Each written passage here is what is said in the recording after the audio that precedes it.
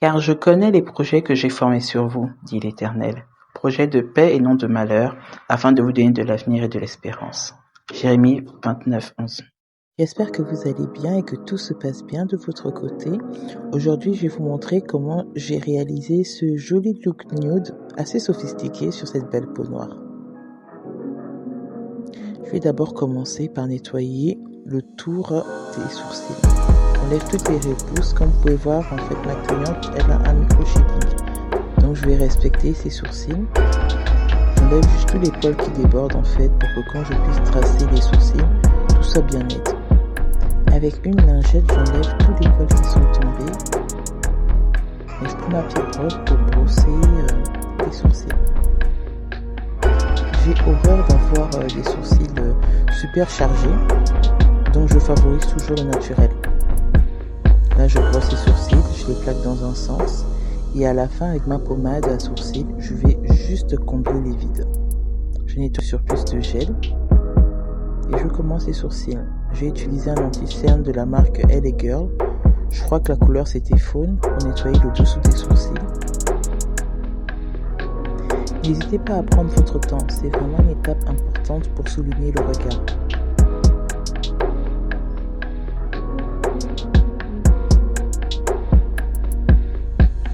Je respecte la forme de son micro-shading.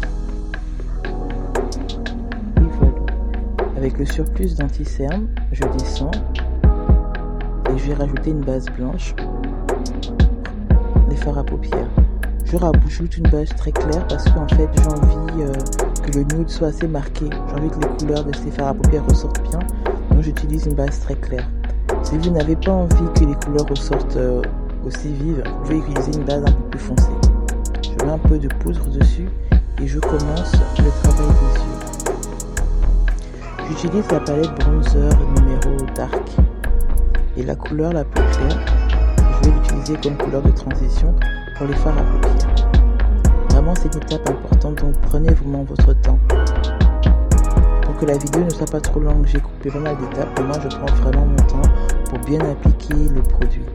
Juste après, je vais utiliser un fard à paupières marron, légèrement plus foncé, dans le creux de ces paupières pour intensifier le regard quand je vais faire mon cut crease. Toujours prendre le temps de bien blender toutes les matières entre elles.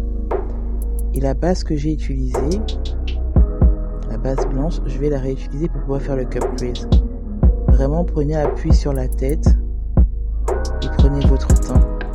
C'est super important. J'utilise une base très claire parce que je vais mettre du beige et j'ai envie que le beige ressorte beaucoup.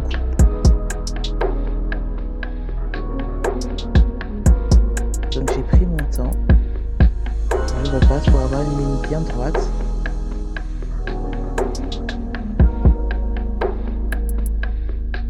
Et j'ai rempli les vides avec le reste de base qui me restait.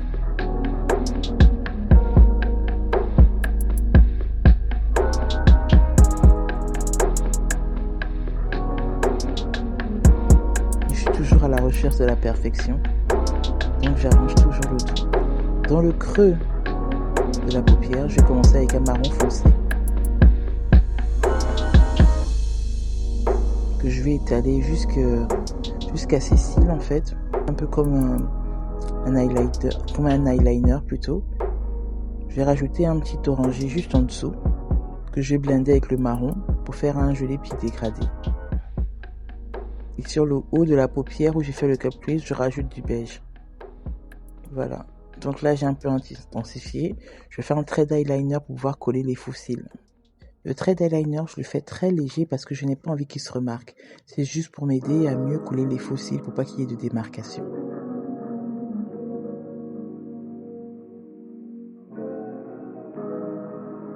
Et voilà, ma paire de faux cils collés. Je l'ai maquillée pour une séance photo et j'ai pris une longue et grosse paire de faux cils pour que ça ressorte bien sur les photos. Je prends ma pince à épiler pour mélanger le mieux les faux cils avec ces cils naturels. Je pince bien pour bien tout coller pour qu'il n'y ait aucune démarcation. Après avoir terminé de faire les yeux, je nettoie le teint. Je Je pense que maintenant vous comprenez pourquoi je préfère commencer par les yeux.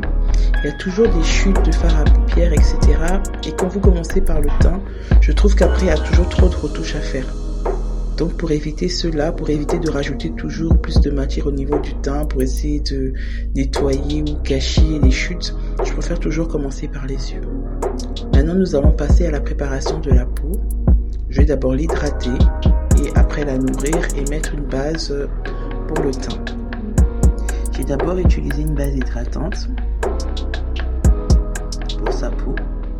N'hésitez pas, c'est vraiment une partie importante dans le maquillage, l'hydratation et la préparation de la peau pour accueillir le fond de teint et toutes les autres matières.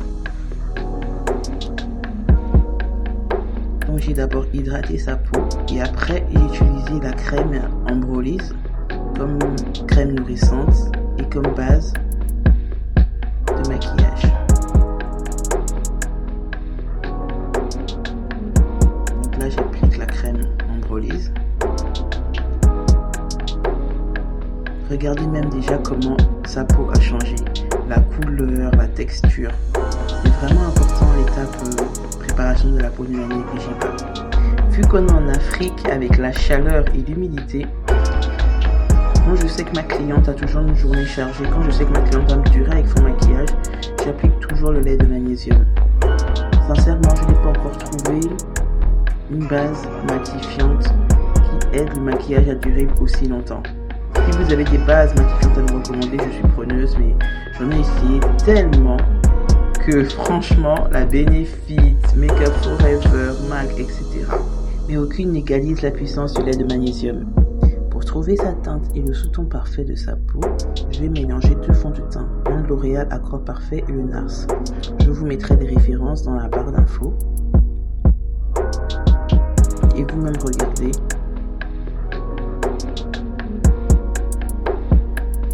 Comment ce mélange sied parfaitement avec le reste de son corps. Regardez son cou.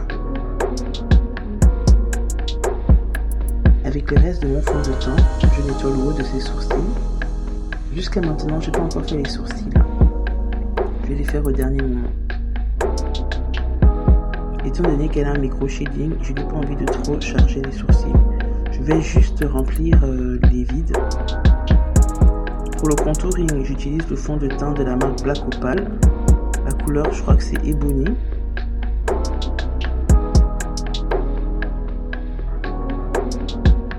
J'utilise une teinte, voire grand maximum 2 teintes plus foncées que le reste de sa carnation. Et comme anti-cerne, ma marque préférée pour les anti-cernes, c'est Burn This Way. Je crois que là, c'est la couleur Butterscotch. Donc cet anti-cerne, je le mets au niveau du dessous des yeux, mais près du nez. Juste un peu en haut, au-dessus de la bouche. Et j'ai utilisé un autre fond de teint de la marque Black Opal. Je me rappelle même plus de la couleur. En tout cas, c'est maximum une teinte au-dessus de sa carnation pour bien faire un joli dégradé en fait.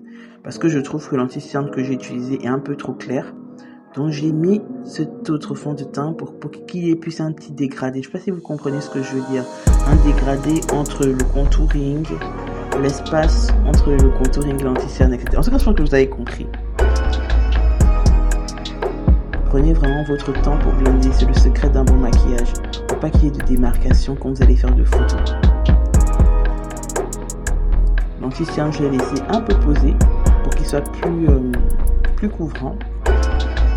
Je suis de la team pinceau. Désolé pour ceux qui aiment les petits blenders, les... comment ça s'appelle ça? J'ai oublié. Moi, je suis vraiment de la team pinceau. Je prends mon temps de travailler chaque matière. Et à la fin, j'utilise le pinceau que j'ai utilisé pour le contouring, pour bien mélanger les rebords en fait, entre le contouring et l'highlight. Je rajoute ma poudre préférée, c'est la poudre Huda Beauty, couleur Kunafa. Oui, je rajoute ma poudre préférée, c'est la poudre Huda Beauty, couleur Kunafa, pour matifier le dessous des yeux.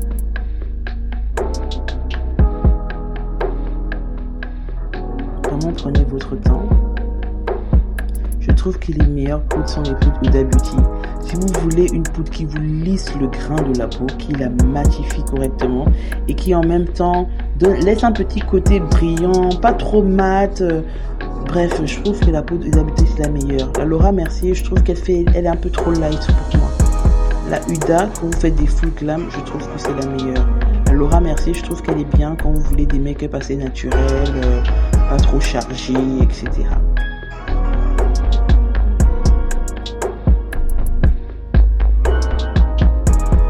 Là maintenant, j'utilise la palette à bronzer de cette Juvia's Play, couleur dark. J'utilise, il y a deux teintes et j'utilise la plus foncée pour faire le contour du visage.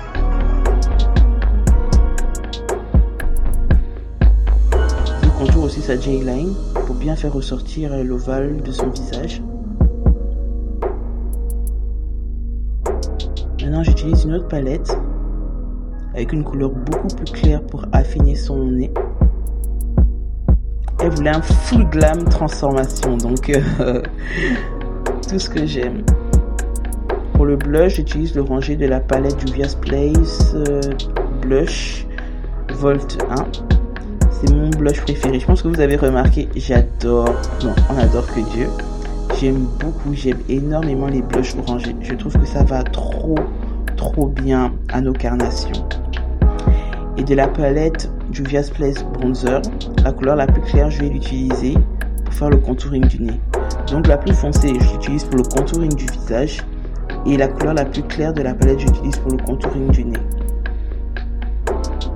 Ne me demandez pas pourquoi, je trouve que c'est mieux en fait. J'aime pas trop quand le contouring du nez est trop sombre. Après, je vais utiliser la palette Morphe Deep Glam pour le teint. Il y a un highlighter dedans doré que j'aime beaucoup. Je pense que vous avez remarqué, j'aime beaucoup l'orangé, le doré. Je trouve que ça sied trop bien notre carnation. Je trouve que ça sublime, ça nous met en valeur. Nous les peaux noires. Donc voilà, je m'en lasse jamais. J'utilise une palette de chez Revolution pour l'highlighter sur le nez. Un peu d'highlighter sur le front. Après avoir fini le teint, je termine les sourcils. Vous voyez, vu qu'elle a déjà mes gros shadings, je rajoute juste un peu de pommade pour égaliser les sourcils, pour accentuer, pour cacher les zones où il y a des petits creux. J'utilise la pommade de chez Anastasia Beverly Hills, la couleur Ebony, je crois. Donc voilà, j'en mets pas beaucoup parce que j'aime bien le résultat naturel. Naturel, hein.